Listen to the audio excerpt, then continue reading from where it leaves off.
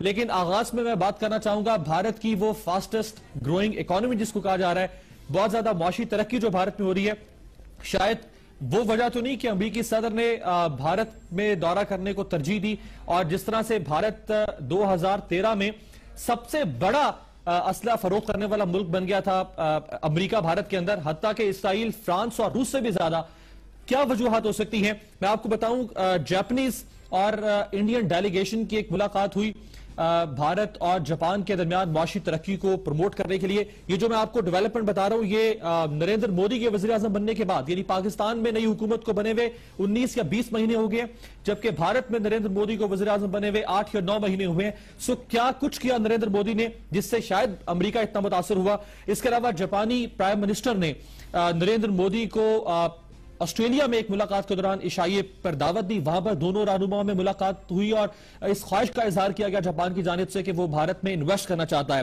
بان کی مون نے ایک کامیاب دورہ کیا تھا انڈیا کا، جس کی تصاویر آپ دیکھ سکتے ہیں۔ بان کی مون باقاعدہ طور پر وہاں پہ یوگا کی کلاسز دے رہے ہیں۔ اس کے علاوہ بھوٹان کے پرائم منسٹر نے نریندر مودی کے وزیر اعظم بننے کے بعد وہاں پہ دورہ کیا اور اقتصادی معاملات کے اوپر پیش رفت ہوئی۔ اس کے علاوہ ایرانین ڈیلیگیشن نے بھارت کا دورہ کیا اور نریندر مودی نے، یعنی بھارت نے چابہار پورٹ جو ہے ایران کی، اس پر ترقیاتی کام شروع کرنے میں دلچسپی کا اظہار کیا۔ اسرائیلی ڈیلیگیشن نے اسی دوران وزٹ کیا بھارت کا۔ اس کے علاوہ سنگاپور کا ایک وفد جو ہے وہ نریندر مودی سے ملا اور سنگاپور نے بھارت کے اربن ڈیولپمنٹ میں کنٹریبیوٹ کرنے کے لیے خواہش کا اظہار کیا۔ Deputy prime minister of Poland انہوں نے بھارت کا دورہ کیا۔ موریشیس کے وائس پریمیئر نے بھارت کا دورہ کیا۔ بنگلہ دیش کے صدر نے بھارت کا دورہ کیا۔ رشین پریزیڈنٹ نے اینول سمٹ میں نئی دہلی میں شرکت کی اور وہاں پر دونوں ممالک نے کہا کہ ہم ترقیاتی کام کریں گے۔ اس کے علاوہ ساؤتھ افریقہ کے فارن منسٹر نے بھارت کا دورہ کیا۔ بھارت نے ایک کیمپین شروع کی، میک ان انڈیا، یعنی صنعتیں بھارت میں لگائیں اور یہاں سے پروڈکشن ہونی چاہیے۔ اسی میک ان انڈیا کیمپین کے تحت ساؤتھ کورین ڈیلیگیشن سے ملاقات ہوئی بھارتی ڈیلیگیشن کی، اور ایک جو سروے آیا جس میں دنیا کے ان لیڈرز کے بارے میں یہ بات کی گئی جو ٹاپ پرفارمنگ ہے، جنہوں نے دنیا میں بہت اچھا پرفارم کیا ہو، ان میں نریندر مودی جو ہے وہ ہمیں دوسرے نمبر پر نظر آئے۔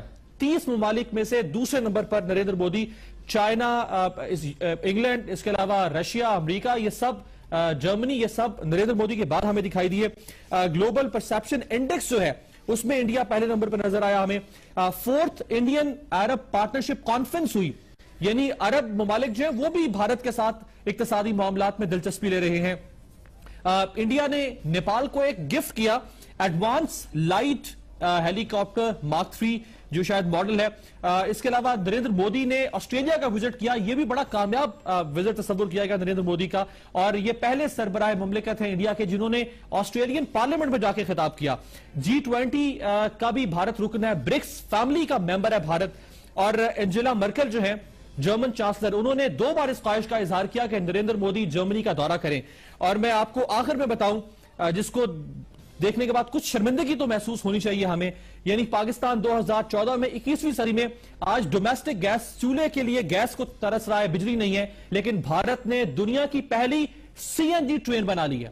دنیا کی پہلی CNG ٹرین بھارت نے بنا لی ہے جو چنائی میں بنی ہے، لیکن پاکستان جو ہے وہ آج گیس کے لیے چولہے ٹھنڈے ہو رہے ہیں اور پاکستان بجلی کے لیے رس رہا ہے۔ سو یہ ایک ڈیولپمنٹ ہمیں نظر آتی ہے نریندر مودی کے 8-9 مہینے کے اقتدار میں۔